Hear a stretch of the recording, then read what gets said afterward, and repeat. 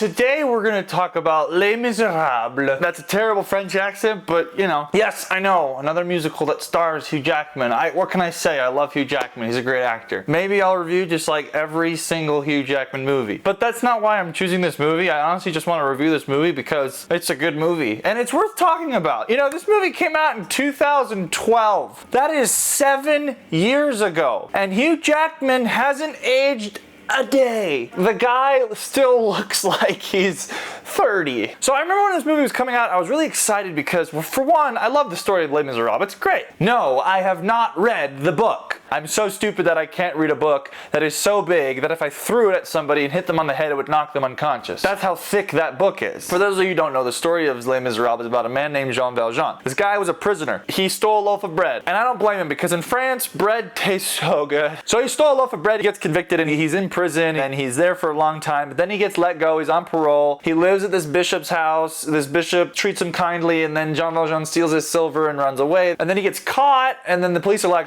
he said that you gave him this silver. And the bishop's like, no, I did. He didn't, but he was merciful to him. He's like, I will give you the silver, but you need to make me a promise that you're going to straighten up, be an honest, true man, and live a normal life. And then this man changes his life. He decides to become a good man, and he actually becomes the mayor of the town, of this town that he eventually lives in. He changes his name. He just becomes a completely different person. You can barely even recognize him because in the beginning of the movie, he's bald, got a huge fat beard, and then it's like his hair kind of transferred, like he took the beard from his face and put it on his head. He just swapped places of where his hair was. I was just really excited when I found out that Hugh Jackman was casted as Jean Valjean. I was like, man, the guy was born to play this role. And then I see all the rest of the cast. I see Amanda Seyfried, I see Anne Hathaway. All of the casting was like perfect. Like everyone was casted exactly into the role that they needed to be. And I just think everyone did a great job in this movie. Everyone did a flawless job. Yes, even Russell Crowe. Now before you say that Russell Crowe is not a good singer, and before you say that I have a dumb opinion that I like Russell Crowe, just hear me out. For one, this is a movie. It's not a Broadway musical. It is not a stage production. All of the actors in the movie are not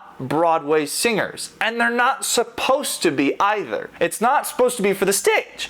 And so everyone sounds like they're singing in a movie. They don't sound like concert singers that are like, stars in your multitude. Instead, they sound like, stars in your multitude. Like they just sound a little bit more human. And that's why I like it. Because here's the thing. When you make a movie, the camera is in your face. It is up close. So you don't need to sing super loud because it's intimate, it's personal, it's up in your face. But when it's a Broadway musical, you're trying to fill your voice in an entire theater of like 1,000 people. They're different audiences. It's different experiences. You can't compare the two. And as what the movie was trying to do, which was to make a personal connection and a personal story of Les Miserables, I think they did a great job. Yes, all the singers aren't as great and skilled, I guess, as all the singers in the Broadway, but I think it's okay because I feel the emotion of the characters. I feel the emotion coming off of Hugh Jackman as he gives his confession, which by the way, that scene is amazing because it's one take. That whole scene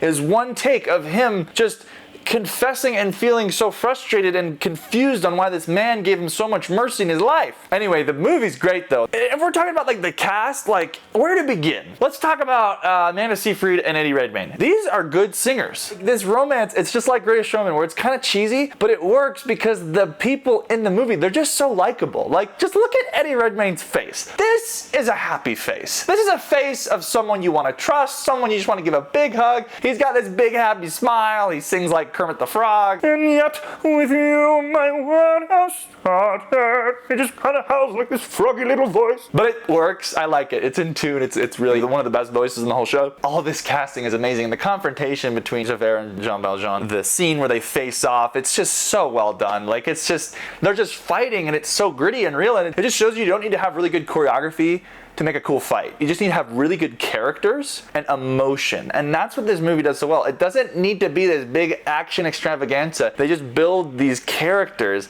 that you care about so much. I also love the person who played Eponine, Samantha Barks. She is very talented. She is a very good singer, but she's also a very good actress. And she's primarily known for being an actress on Broadway. So I just think it's really funny that even though she's this big actress on Broadway, she still managed to pull off a very convincing performance on on camera. Because like I said, it's very different when you're an actor on stage versus on camera. When you're on camera, you have to kind of hold yourself back a little bit and be a little bit more subtle in your emotions. And I think she did a perfect job. Now, I want to talk about one scene in this movie that, this scene is when this little kid named Gavroche, he gets killed when they're fighting against the army. And when Javert comes back, Javert goes and he sees little Gavroche and he looks around and he takes off his, I'm assuming like his honor badge, his Medal of Honor, whatever it is. He takes his little medal and he puts it on this kid. And as he does, the music swells in this amazing chorus. And it's just so real, and you just see how this guy who's ruthless respects this little kid who gave his life. I love it when movies really put you in the experience. And you could watch this movie and cringe at little parts like, oh, like that no, they didn't sing that perfectly or this or that. But I promise you, if you just kind of put that aside and just focus on the characters and the emotional acting that's on display here, like you won't be disappointed. Les Miserables is definitely one of my favorite movies. I love watching it. In fact, I need to watch it again. I haven't seen it in a long time. Definitely recommend it to all of you. I know it came out 7 years ago. I know it's not super trendy right now. But go back there and watch it and just look at the themes, look at the emotion on display. It's really good. Anyway, those are my thoughts on Les Miserables. Go watch it. It's a great movie. It's worth your time. Thank you. And I'll see you guys later. Bye-bye.